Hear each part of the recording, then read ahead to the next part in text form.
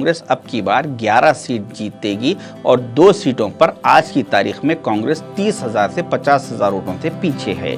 अगर तो total Congress 13 seat Telangana में एमपी के जीत पाएगी। हैदराबाद पार्लियामेंट है, हैदराबाद पार्लियामेंट में सिर्फ कांग्रेस अभी एमआईएम से 30,000 से 50,000 वोटों से पीछे है। मगर आप यहाँ पर यही समझेंगे कि नहीं ये तो पॉसिबल नहीं है, मगर शर्त ये है कि आप लोग एक बार आपके कांग्रेस को जिताइए। दोस्तों और बुजुर्गों, ये इनका मकसद, इनका मंशा एक ही है, तो अवाम को गुमराह करें, मजलिस इत्तेहादुल मुस्लिमीन को नुकसान पहुँचाए। अगर इनमें दियानतदारी होती तो ये इसी तरीके से दूसरे सियासी जमातों से भी सवाल करते, दूसरे सियासी कायदीन से भी सवाल करते थे। और आजकल एक फैशन बन गया है। बीजेपी के एक कॉर्पोरेटर मोहतरमा है अकुला श्रीवानी, उन्होंने भी शुरू हो गया, उनको भी बुखार आ गया। अवैसी बिरादर पतंग काटने की स्ट्राइक रेट थोड़ी कम है, इस बार उसे बढ़ाना है। पतंग डील दे के मारने में उतना मजा नहीं आता जितना कि खींच मार के काटने में।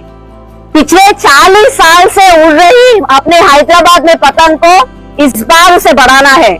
अस्सलाम वालेकुम, मैं सैयद मिनहाजुद्दीन, कॉर्पोरेटर अकबर बाग। आपके दरमियान में आने की वजह है कि मैंने एक वीडियो देखा, शायद मतीन शरीफ का था, कि उन्होंने दावा किया है कि आने वाले पार्लियामेंट इलेक्शन के अंदर कांग्रेस 13 सीट जीतने का इम्कान है, जिसमें उन्होंने हैदराबाद पार्लियामेंट्री कॉन्स्टिट्यूंसी का जिक्र करते हुए बताया कि हैदराबाद पार्लियामेंट के अंदर कांग्रेस 50,000 वोटों से पीछे है और अगर हैदराबाद की आवाम साथ देती है तो मजलिस इत्तेहादुल मुस्लिमीन को यहां से हराया जा सकता है। मैं एक एनालिसिस किया, हालिया के अंदर जो 7 असेंबली कॉन्स्टिट्यूंसीज हैदराबाद पार्लियामेंट्री के अंदर है, उसमें मजलिस इत्तेहादुल मुस्लिमीन को 4,23,480 वोट्स मिले और भारतीय जनता पार्टी को 2,21,738 वोट्स मिले, जबकि कांग्रेस पार्टी को सिर्फ 1,08,31 वोट्स मिले।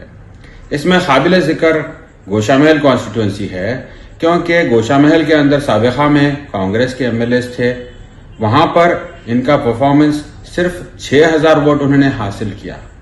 तो आपकी नाकामी ये थी, इसी वजह से वहां से वो मलून राजा सिंह कामयाब हुआ। आप जो लोगों को गुमराह करने की कोशिश कर रहे हैं, ये सरासर गलत है। अवाम समझदार है, आपके बहकावे में नहीं आएगी, क्योंकि आप चाहते हैं मजलिस इत्तेहादुल मुस्लिमीन को नुकसान पहुंचाए, ये होने वाला नहीं है।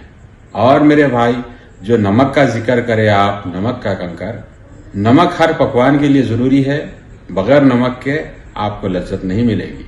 तो ये आप ख्वाब देखना छोड़ दीजिए, बैरिस्टर असदुद्दीन अवैसी साहब को हराने का, मजलिस इत्तेहादुल मुस्लिमीन का पर जो आप तनकीद करते हैं। मैं ये चाहता हूं कि आप दूसरे सियासी कायदीन को भी, दूसरे पॉलिटिकल पार्टी से भी इसी तरीके से सवाल करिए। और मैंने एक वीडियो देखा जिसमें कोई अहमदुल्लाह हुसैनी है, उन्होंने कहा है कि जमहूरियत में हमारा इख्तियार है, हम सवाल कर सकते हैं।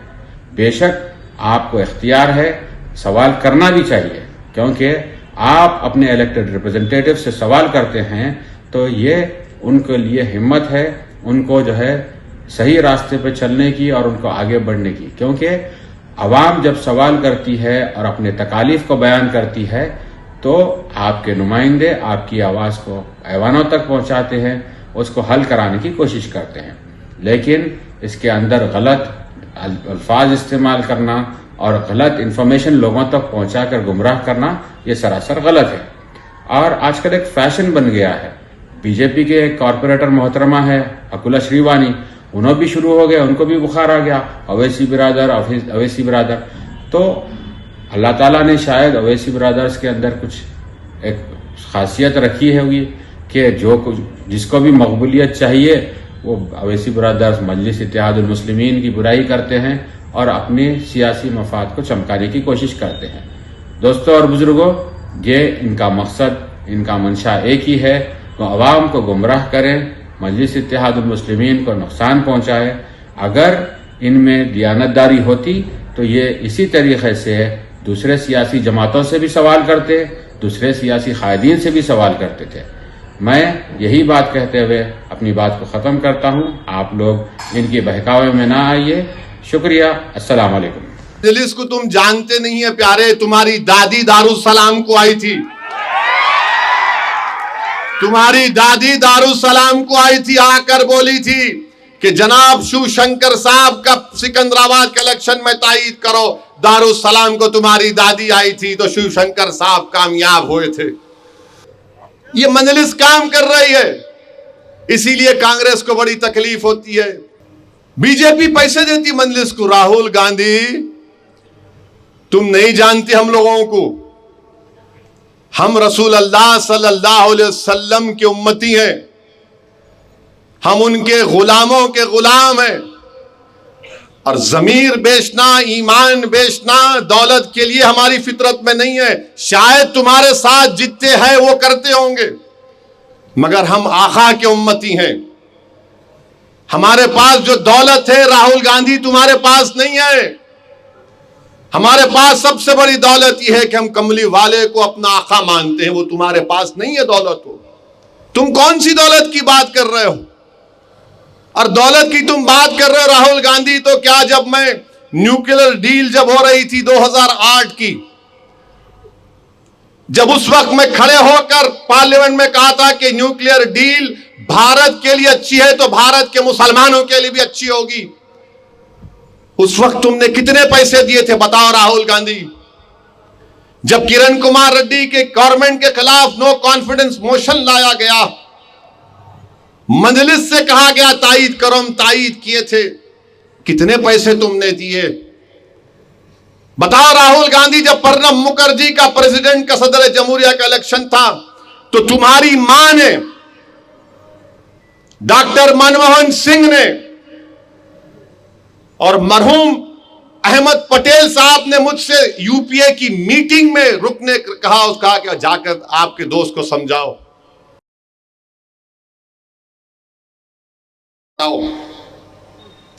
बताओ, बोलो कितने पैसे दिए तुम? और तुम अपना इलेक्शन हार गए तो कितने पैसे लेके इलेक्शन तुम हारे राहुल गांधी अमेठी में?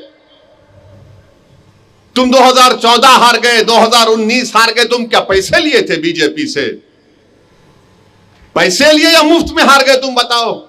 राहुल गांधी, तुम इसलिए कहते हो क्योंकि असदुद्दीन मेरा नाम है, मेरे चेहरे पर दाढ़ी है, सर पर टोपी है, तुम इसीलिए मुझसे कहते हो पैसों से बिक जाने वाला है। मगर तुम्हारा दोस्त वो सिंधिया जो बीजेपी में चला गया, तुम उसको नहीं बोलते पैसे लिए। वो जितिन प्रसाद तुम्हारा दोस्त जो बीजेपी में चला गया, तुम उसको नहीं बोलते पैसे लेकर गया बीजेपी में। तुम्हारा एक मंत्री यूपी का बीजेपी में चला गया, तुम्हारा नाक का बाल था, तुम उसको नहीं कहते भी पैसे लिए। मगर क्योंकि मेरा नाम असदुद्दीन है, चेहरे पर दाढ़ी है, सर पर टोपी है, तो तुम पैसों का इल्जाम लगाते हो मुझ पर। लगाओ राहुल गांधी, यही सर पर टोपी पहनने वाले और चेहरे पर दाढ़ी रखने वाला तुमको बताएगा इसकी कीमत क्या चुकाना पड़ेगा तुमको।